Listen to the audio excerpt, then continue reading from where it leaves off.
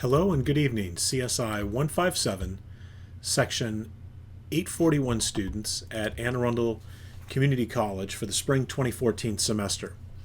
Tonight's video tutorial is going to cover PacketTracer activity 9.2.1.5, which is designing and implementing a variable length subnet mask addressing scheme.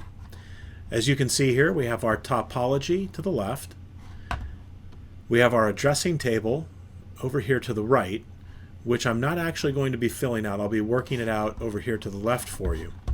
So our objectives are to examine the network requirements, design the variable length subnet mask addressing scheme, assign IP addresses to devices, and verify connectivity. So in this activity, we've been given a /24 network address to use to design a variable length subnet mask addressing scheme. Based on a set of requirements, you will assign subnets and addressing, configure devices, and verify connectivity. So the first part is to determine the number of subnets needed. So we're going to subnet the network address 10.11.48.0/24. And the network has the following requirements. Switch 1 LAN will require 14 IPs, switch 2 30 host IPs, switch 3 6 host IPs, and switch 4 60 host IPs. So how many subnets are needed in the network topology? From taking a look here, we're going to need at least 4 and possibly 1 between these two devices, although it's not asking for that. So these may already be configured. We'll take a look. Determine the subnet mask information for each subnet. So which subnet mask will accommodate the number of IP addresses required for switch 1, 2, 3, and 4. And so at this point, we'll move over to our notepad. So for switch 1, we need 14 host IPs. Remembering that the equation to determine the number of hosts is 2 to the n minus 2, and the n represents the number of host bits that are in the subnet mask. The minus 2 represents the broadcast address and the network ID, or the subnet number, because those two addresses are not assignable to hosts. So for 14 addresses, we know that 2 to the 3 equals only 8. And if we're doing our equation to determine the number of hosts, we would subtract 2, and that would give us 6. So let's take a look at 2 to the 4. 2 to the 4 equals 16 minus 2, minus 2 equals 14. So a LAN that requires 14 host IPs will be satisfied if we have at least 4 host bits. So if there are 4 host bits and there are 32 bits total in the address, that means that 28 of those bits will be for the network. In other words, we would have created a /28. So let's take a look at switch number 2. So this was for switch number 1. We would be able to use a /28. And what that would look like, actually, before we move on to switch 2, what this would look like is if we're saying that the first 16 bits, 1, 2, 3, 4, 5, 6, 7, 8, and then a period, and then 1, 2, 3, 4, 5, 6, 7, 8, period, 1, 2, 3, 4, 5, 6, 7, 8. So there are 24 bits right there. And so now, so now we're going to go ahead and we're going to move into the remaining octet, and we're going to have to borrow 4 of the host bits, or the network bits, to turn, or I'm sorry, we're going to have to borrow 4 of the host bits to turn them into network bits. So 1, 2, 3, 4. It means the last 4, 1, 2, 3, 4, would be for the hosts. And so in order to determine what this value right here is, you would take 128 and 64 and 32 and 16, and I apologize, not too good of a 2, and you would add these guys together. And so 128 plus 64 is 192, plus 32 is 224, plus 16 is 240. So the subnet mask would be 255, written in decimal, dot 255 dot 255.240. And this would be, and I apologize there, not too good of a 0. So that would be 240 here. Let me cross this guy out here. It's going to be 240. All right. So that's what it would look like in decimal. So let's go ahead and flip over to a new page here. So let's go ahead and work on switch number 2 right now. So we'll say switch number 2. So again, if we're using 10.11.48.0/24, make a better 8 there. So switch number 2 requires 30 host IPs. Well, we know that 2 to the 4 equals 16, and that's not going to be enough. So what about 2 to the 5?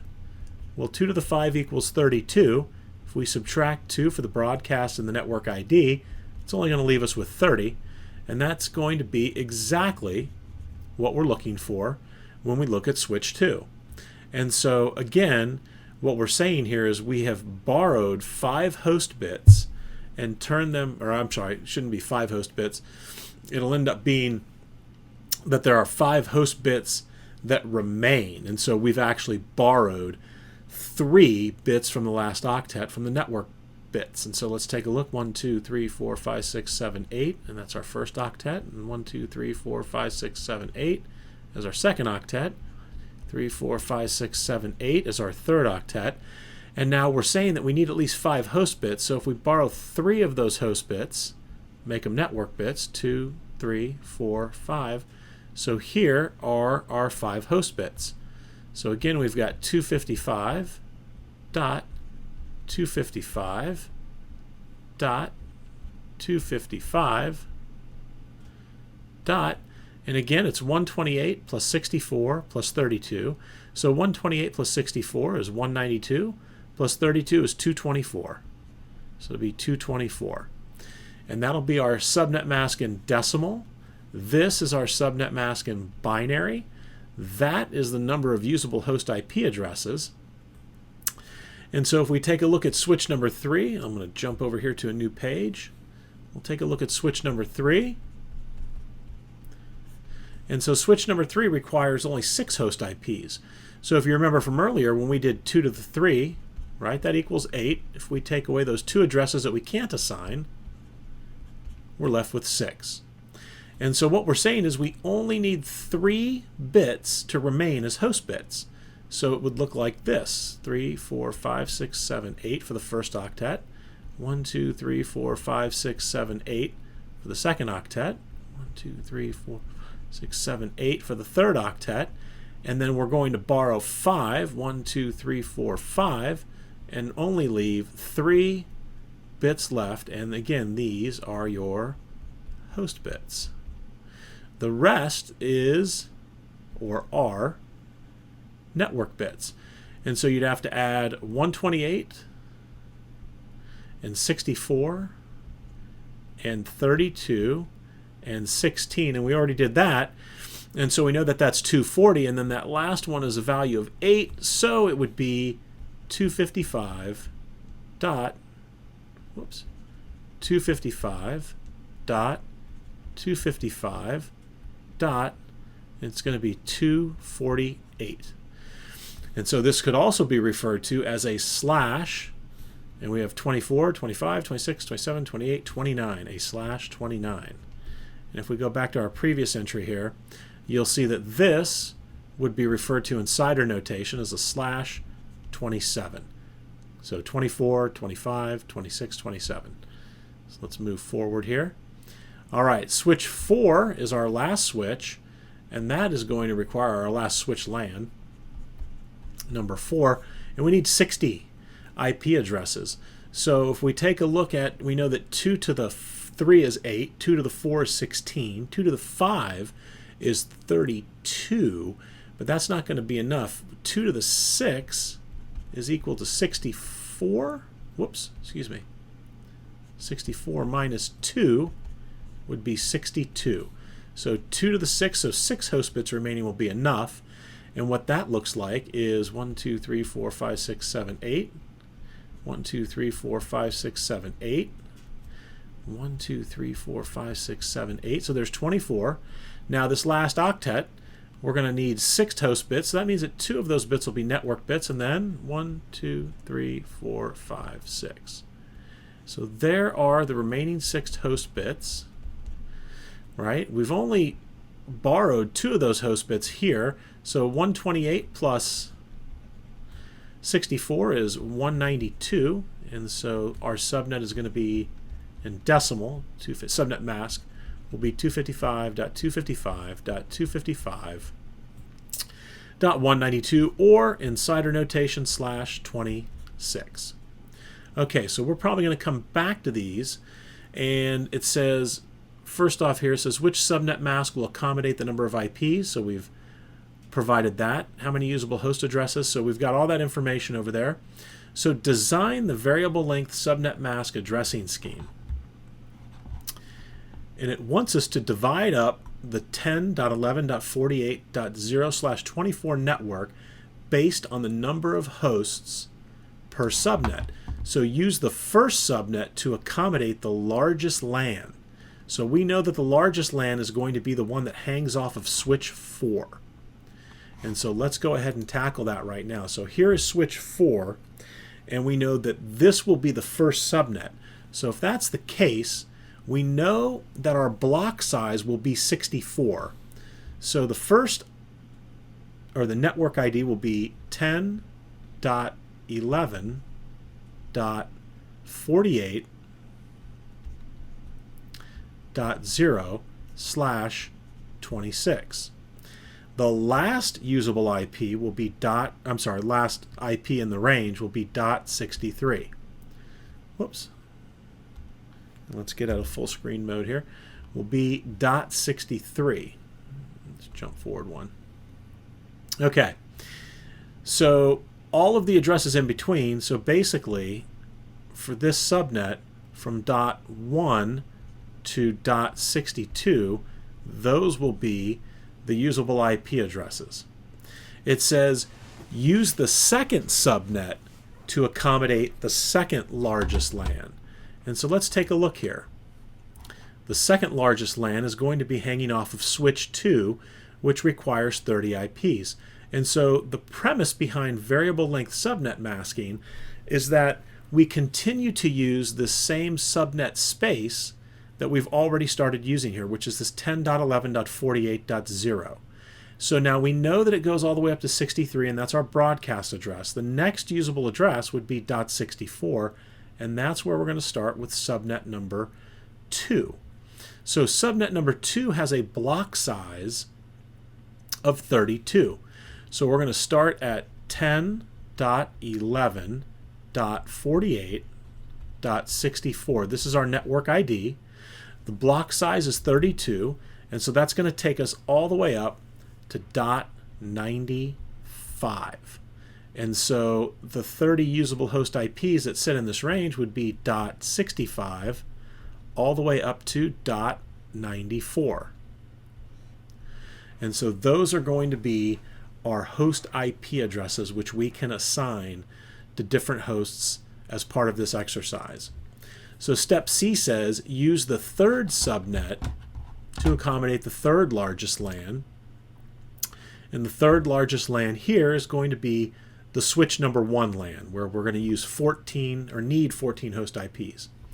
Okay, so if I come back over here, again, we're going to look at the switch 1 LAN, where we need 14 host IPs. We know it's a /28. The block size is 16.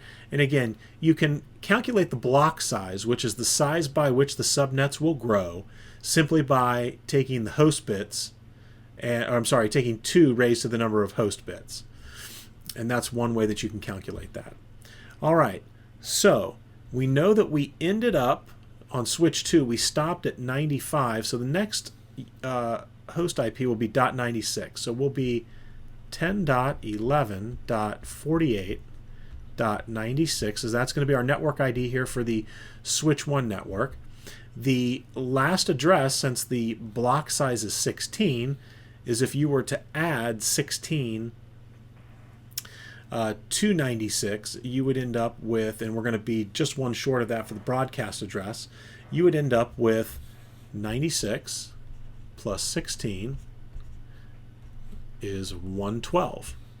So the last usable IP will actually be 111 because the next network ID is going to be 112. So we stopped one short of that. So now we know that our usable host IPs will be .97 all the way up to .110. Let me circle those here. It's getting a little busy. All right, so those are our usable host IPs. These are our usable host IPs for the switch 2 subnet. Switch 3 we haven't done yet. That'll be our last one. And these are the usable IPs for switch number 4. So let's drop back one to switch number 3. And that'll be the last one that we go to figure out. And it says, use the 4th subnet to accommodate the 4th largest LAN. So the 4th largest LAN is going to be the /29 for switch number 3. And so we need to remember where we left off for switch number 1, and that was at 112. So we would be 10.11.48.112. The block size is going to be 6. So that's going to take us up to, it would take us up to 118. That would be the next subnet. So we'll stop one short for our broadcast address, remembering the network ID is always an even number, right? And the broadcast address is always an odd number. And so our usable IP range is going to be .113 all the way to .116. Whoops, excuse me. So we have .113, 114, 115, and 116. And I apologize. I think the block size, I'm a little off on my block size. It's actually 8. So this guy's going to be 119. There we go, a little better. So this will be 119. And that is correct. I apologize, looking at the wrong block size. Here, let me just scribble this guy out. Actually, let me see if I can. I think this will erase for me. There we go. All right. So I'll just erase these guys here. Let me come over and erase this guy here. Bear with me for a second. Okay. So there we go. So this guy's going to be, whoops. All right. So this will be up to this guy goes up to 119. Apologize there. Jump back over.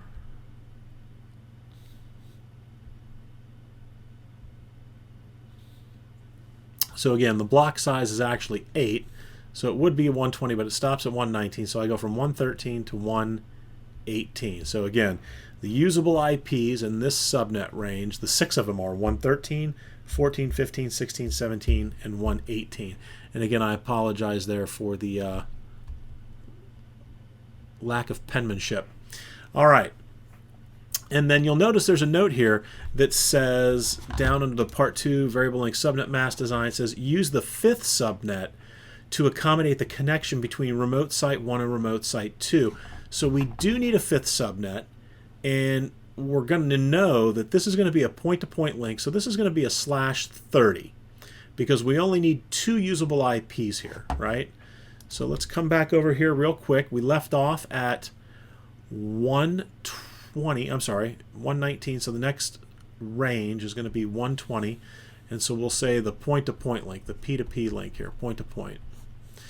And so if the last was 119 that we use for the broadcast address for our /29, we'd be 10.11.48.120 would be our network ID, and then a /30 only gives us 4 total IPs, 2 of which are usable.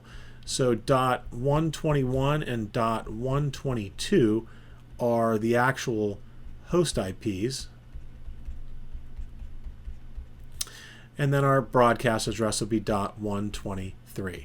And again, this would be a /30.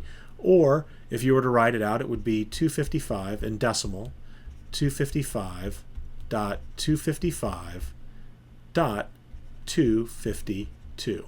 And that is would be subnetted out in binary. Just the last one, we already know these are all ones.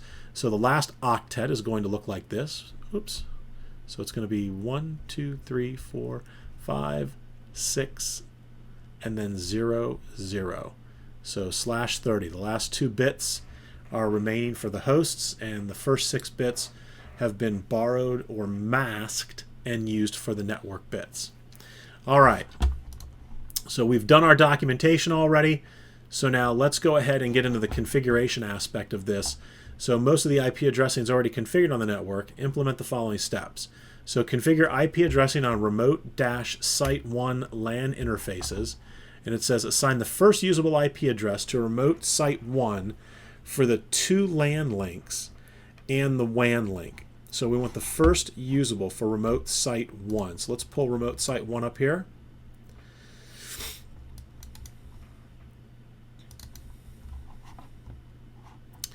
All right, and here it comes.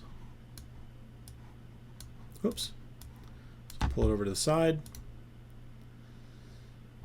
Okay, so some things have already been configured.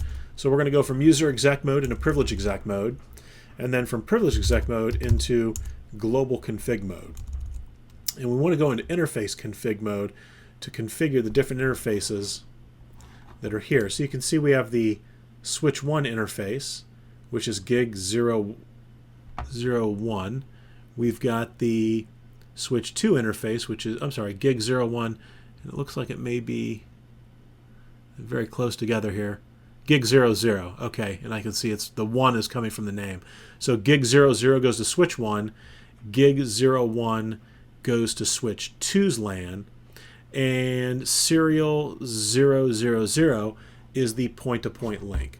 Okay, so with that information in mind, let's go ahead and configure the point-to-point link first, which would be serial 1. So we'll bring the interface up with the no shut command, make sure that it's up. We can put a description on here and basically say serial interface to remote site 2. And then we're going to go ahead and configure an IP address. And again, it's asking for the first usable IP to be assigned. So we'll say IP address, and the first usable IP for the point-to-point link is going to be .121. So let's go ahead and do 10.11.48.121. And remember, the subnet mask was 255.255.255.252 or a /30. All right. So now we're going to go ahead and we're going to switch over to interface, and we'll do gigabit Ethernet 0/0. So we'll bring that interface up, make sure that it's up. We can put a quick description on there, and we can simply say to switch 1 remote network. Oops. Or just to switch 1 network, we'll say. All right.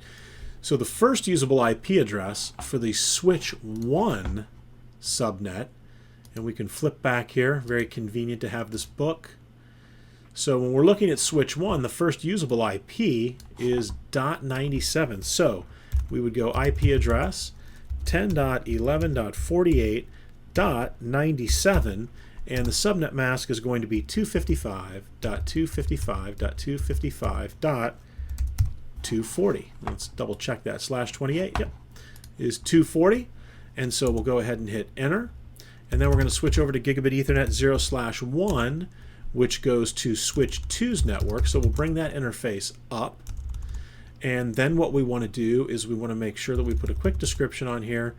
Again, something that you would really want to do in the real world, not required as part of the PacketTracer, but it's a good habit to get into. And we'll just say to site 2 network, or switch 2 network, sorry. Switch 2 network. All right, so the switch 2 network, let's flip our page here. And you can see the switch 2 network, the first usable IP is going to be .65, and so we'll say IP address 10.11.48.65, and it's going to be a 255.255.255, and it's a /27, so I believe that is going to be a 224.224. So we're going to end our configuration session there. We're going to do a write mem to save our changes, and then let's pop back out here and see what the next requirement is. Configure IP addressing on switch 3, including the default gateway. So here is switch 3, which is going to be connected here to the remote site 2 router. So let's go ahead and take a look at switch 3 and assign the first usable IP addresses to remote site LAN links here. Last usable IP address for the WAN link. All right, so the last usable IP for the WAN link is obviously going to be the one that we had earlier.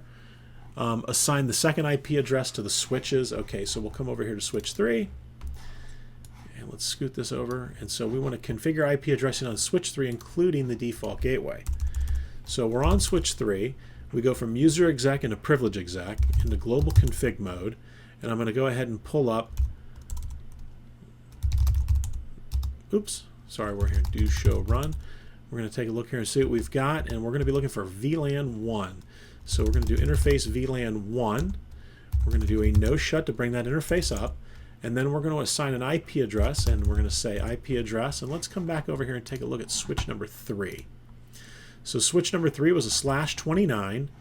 And so for the switches, we want to assign the second usable IP address to the switches. So that's going to be .114. So 10.11.48.114. And our subnet mask is 255.255.255.248. Yep, is what it should be. So 248.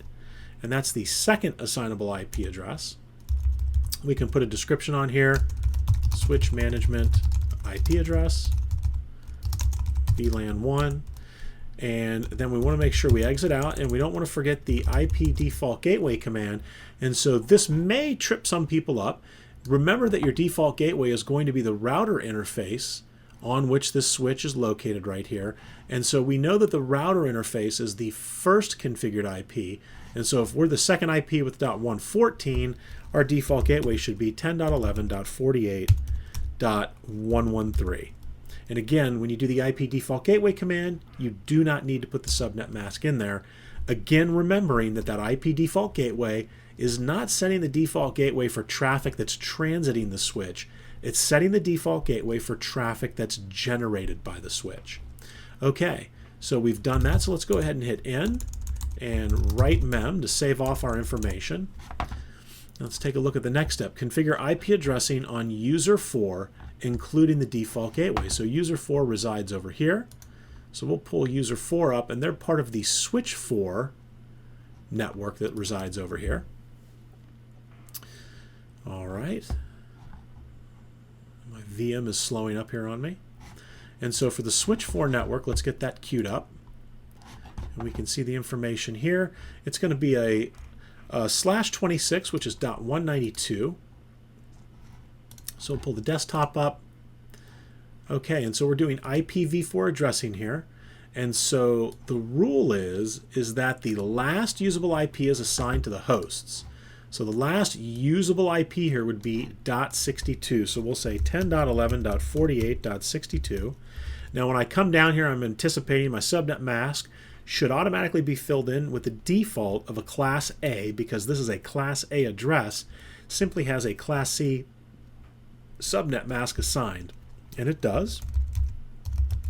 255.192, because it's a /26. Our default gateway is going to be that first usable IP address, which would be the 10.11.48.1, because again, the switch 4 LAN was the first LAN that we subnetted out. So .1 will be the first available address.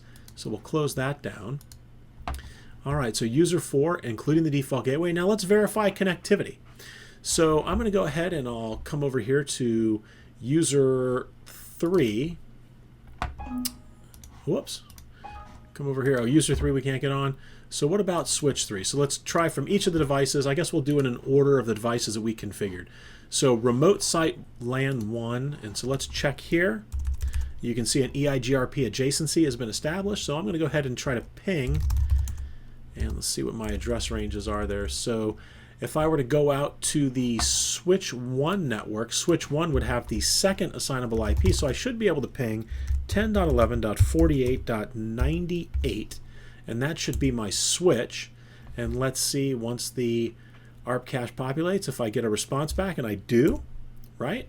So that was a successful ping to switch 1. So then user 1 should be the last assignable IP here. And let me float back really quick to the switch 1 LAN. So the host IP should be a 110. So let's ping 10.11.48.110. And again, the first one populates our ARP. And now we have a successful ping there. And so that's working brilliantly. Let's try to ping the remote site 2 IP address, which would be .122 if I'm not mistaken. So it should be 10.11.48.122. And immediately we get some information there. You'll notice that an EIGRP adjacency, EIGRP neighbors. And so certainly we have an EIGRP adjacency that's been established with 10.11.48.122, which is the remote site 2 router. All right, so that's connectivity from remote site 1. And I guess we can check over on switch 2. So let me scoot over here. And let's go ahead and try to ping the switch, which would be 10.11.48.66 should be the switch, which is the second assignable IP. And there you go, we have success. And then we'll check the host, which should be 10.11.48.94, which is the last assignable IP address. All right, and that worked brilliantly. Okay, so that's our connectivity from remote site 1. Switch 3, we can certainly check switch 3's connectivity. So let's see if I can ping my default gateway, and let's take a look at the switch 3 network here. And this was the /29 that we had created, so I should be able to ping 10.11.48.113 should be my default gateway, and as you can see it works perfectly. And then the host, which is user 3, would be 10.11.48.118. And my switch should not have any problems there, and it works. So let's try to ping something that's not on our network. How about 10.11.48.1, which would be the remote site 1 router, and that would be the switch 1 LAN interface. Let's try the PC that would be on that as well, and I believe that would have been 62. And let's see if we can ping all the way over there, and certainly it does, and it works great. All right. So then IP addressing on user 4, and this will be our last test. We'll check user 4. Can I ping my default gateway, which would be, and let me sneak over here. We'll see over here that switch 4 is, or LAN 4 is .1 and .62. So that's what I was actually pinging from switch 3 a second ago. I confused it with the switch 1 VLAN, so that would have been switch 4. So I'm pinging here, so we'll say 10.11.48.1, which is my default gateway, and that works without a problem. The second IP is my switch IP, which should be .2, and let's see if we get a response back from the switch. As we would anticipate, first request times out, the ARP cache is populated, and then it works. So now let me try to ping across to, let's see, over something on switch 1's VLAN. Let's flip back, page back here a little bit. All right, let's try to ping .97, so 10.11.48.97, which would be the router interface for the switch 1 VLAN. Let's try the last IP in there is 110, and it works great. So we've created our variable length subnet masking scheme. We've gone ahead and configured the components that have been required to be configured. Lastly, let's check our results. Let's see if doing all of this work actually resulted in a 100%, and it certainly did. All 30 tasks, or the score is 30 out of 30, and the 13 items have been completed. And so again, remembering that variable length subnet masking is simply taking a subnet, a /24, in this case it's a /24, it can be different. So, but we took a /24 here, 10.11.48.0, and we actually created up 5 networks. And as you can see here, it was the switch 1, 2, 3, and 4. LANs, and then the point-to-point interface that we needed to create for our routers. All right, again, this is Travis Bonfili, professor for the CSI157 Section 841 Introduction to Networks course for the Cisco Networking Academy at Anne Arundel Community College. I hope you found this video tutorial informative, and have a great evening.